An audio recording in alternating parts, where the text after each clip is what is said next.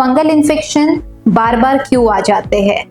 क्या आप कोई ऐसे 10 छुपे हुए कारण मिस तो नहीं कर रहे जिनकी वजह से आपका फंगल इन्फेक्शन बार बार आ जाता है?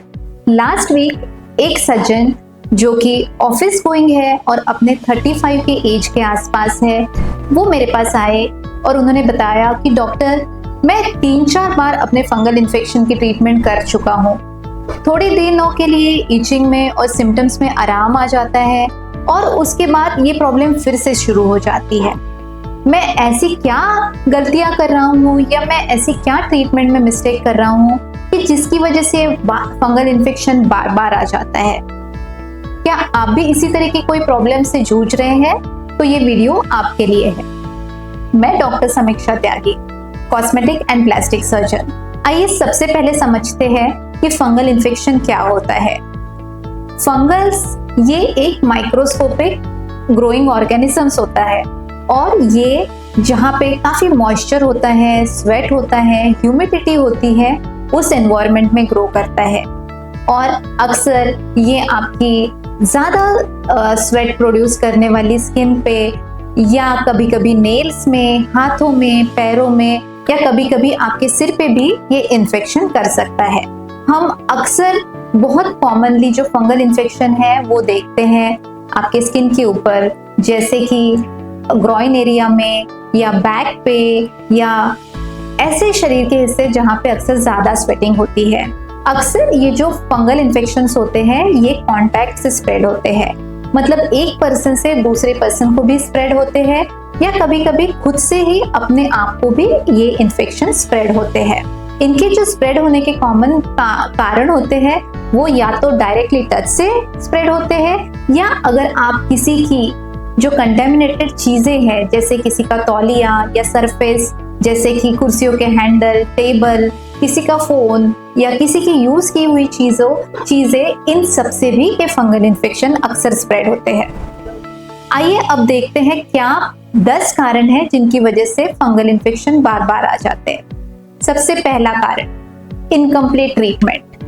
अगर आप अपनी ट्रीटमेंट शुरू करते हैं और थोड़े दिन के लिए अगर आपकी ईचिंग में या सिम्टम्स में जैसे कि रेडनेस या उसकी वजह से होने वाले जो स्किन के लेशंस है वो थोड़े ठीक हो जाते हैं, तो आप तुरंत ही अपना ट्रीटमेंट छोड़ देते हैं। अगर आप इस तरीके से इनकम्प्लीट ट्रीटमेंट करते हैं तो वो फंगस पूरी तरीके से जड़ से नहीं जाता है और थोड़े दिनों में वो फिर से पॉपअप हो जाता है या ट्रिगर हो जाता है।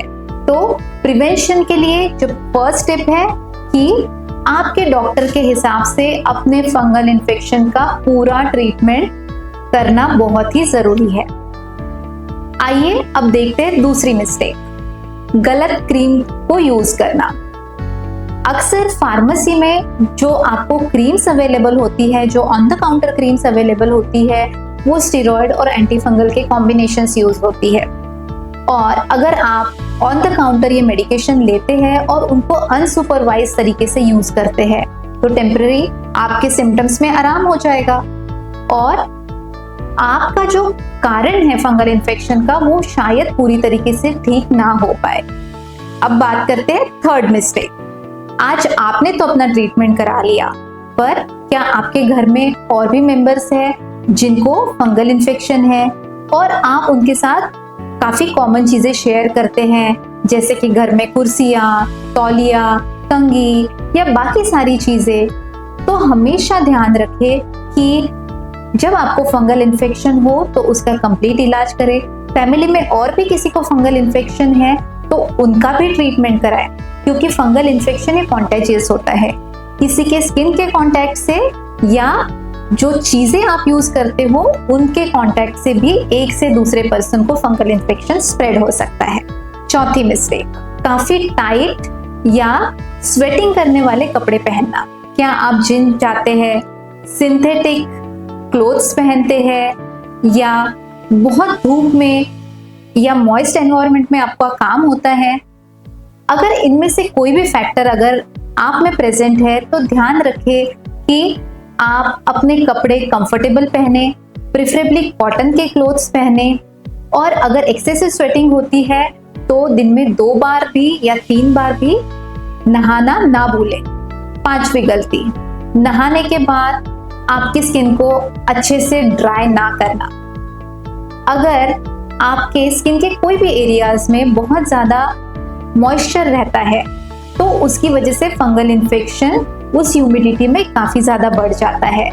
इसमें जो कॉमन एरियाज होते हैं वो आपके ग्रॉइन एरियाज, आपके अंडर आर्म्स एरिया, लेडीज में अक्सर ब्रेस्ट के नीचे का एरिया या आपके जॉइंट्स के आसपास के एरिया, ये सब एरियाज वो हैं जहाँ पे काफ़ी ज़्यादा स्वेटिंग होती है और जहाँ पे इस वजह से बार बार फंगल इन्फेक्शन भी होता है। 6th मिस्टेक, आपकी पर्सनल चीज़ों को शेयर करना। जैसे मैंने बताया कि अक्सर फंगल इन्फेक्शन एक पर्सन से दूसरे पर्सन को कांटेक्ट के थ्रू या उनके ऑब्जेक्ट्स के थ्रू भी स्प्रेड होता है। तो अगर आप अपने दोस्तों के साथ या फैमिली के साथ अपनी पर्सनल चीज़ें शेयर करते हैं, जैसे कि आपका तौलिया, सॉक्स या शूज, तो ये सब भी कारण हो सकता है कि आपके एक दूसरे से फंगल इन्फेक्शन बार बार होने के लिए। तो इन सब चीज़ों का ध्यान जरूर रखें अगर आपको बार बार फंगल इन्फेक्शन हो रहा है। 7th मिस्टेक, क्या आपकी इम्यूनिटी किसी वजह से या हाई शुगर या डायबिटीज की वजह से कम तो नहीं है? जिन लोगों की इम्यूनिटी कम होती है उनमें भी फंगल इन्फेक्शन जल्दी फ्लेयर अप करते हैं।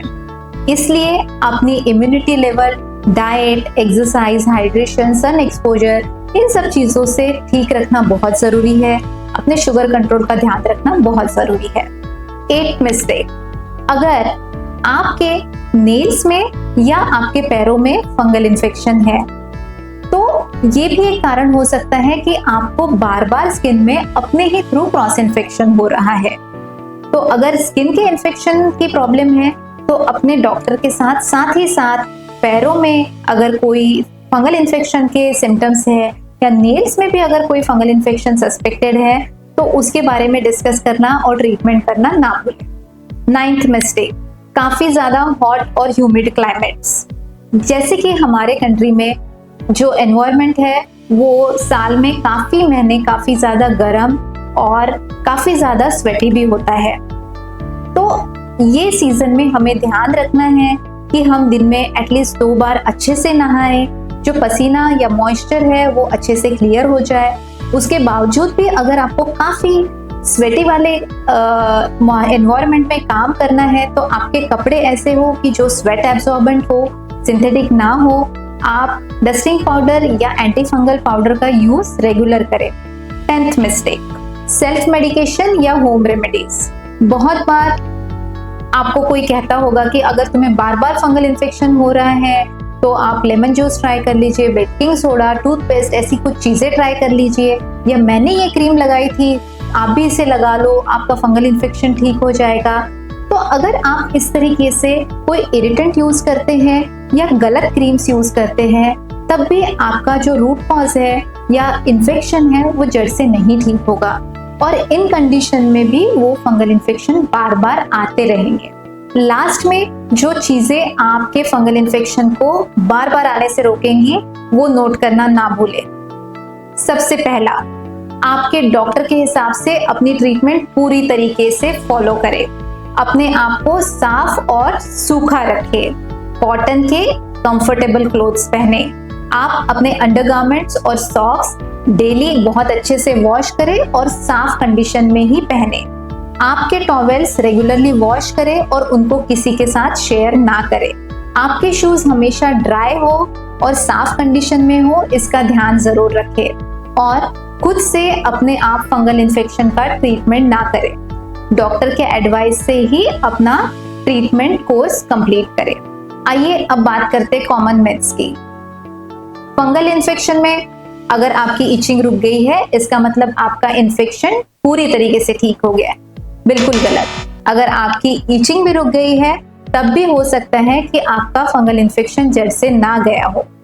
मिथ नंबर 2, स्टेरॉइड क्रीम्स की वजह से फंगल इन्फेक्शन पूरी तरीके से ट्रीट हो जाता है। बिल्कुल गलत। इनफैक्ट स्टेरॉइड की वजह से आपके सिम्टम्स चले जाएंगे पर आपका फंगल इन्फेक्शन जड़ से नहीं जाएगा और इनफैक्ट वो आगे जाके बढ़ भी सकता है। मिथ नंबर 3, फंगल इन्फेक्शन सिर्फ पुअर हाइजीन की वजह से होते हैं। नहीं, फंगल इन्फेक्शन ये स्वेटिंग, ह्यूमिडिटी, पुअर इम्यूनिटी या रिकरेंट कांटेक्ट की वजह से भी हो सकते हैं।